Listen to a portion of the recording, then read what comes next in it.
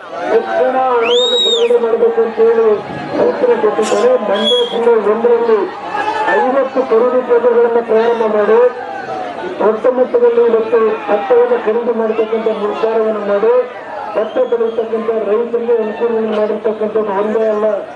ಈ ಬಾರಿ ಹಲವಾರು ಪ್ರದೇಶಗಳಲ್ಲಿ 2ನೇ ಬಾರಿ ಭತ್ತದ ಬೆಳೆಯನ್ನು ಬೆಳೆದಿರ್ತಕ್ಕಂಥದ್ದರಿಂದ ನೀರಿನ ಕೊರತೆ ಅಂತ ಹೇಳುವುದು.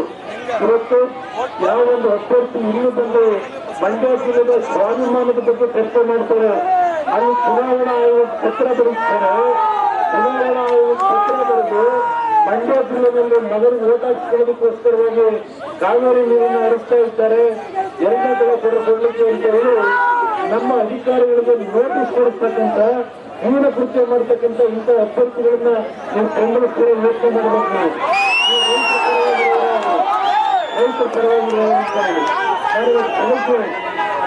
ಕೊಲೆಗಳ ಮತ್ತು ಕಾನೂನುದಾರರಲ್ಲಿ ಮಂಡ್ಯಗೆ ಬರಬೇಕಾದ್ರೆ ಯಾವಂತೂ ಈಗಾಗಲೇ ಭತ್ತ ಬೆಳೆದು 2ನೇ ಬೆಳೆ ಭತ್ತ ಬೆಳೆದು ನಾವೇನು ಹೊಡೆ ಹೊಡಿತಾ ಇದ್ದಾರೆ ನೀರಿನ ಹತ್ತಿರವಾಗಿದೆ ಭತ್ತ ಅಂತ ಹೇಳಿ ಆ ರೈತರು ಹೇಳಿದಂತಂದ್ರೆ ಇವತ್ತು ನೀರಿನ ಬಿಡ್ತಾ ಇದ್ರೆ ರೈತ ಉಳಿತಾರೆ ಅಷ್ಟು ಪರಿಸ್ಥಿತಿ ಅಭ್ಯರ್ಥಿಗೆ ಅನ್ನೋದನ್ನ ಈ ಸಂದರ್ಭದಲ್ಲಿ ನಾನು ಹೇಳಿಕೆ ಬಯಸ್ತೇನೆ.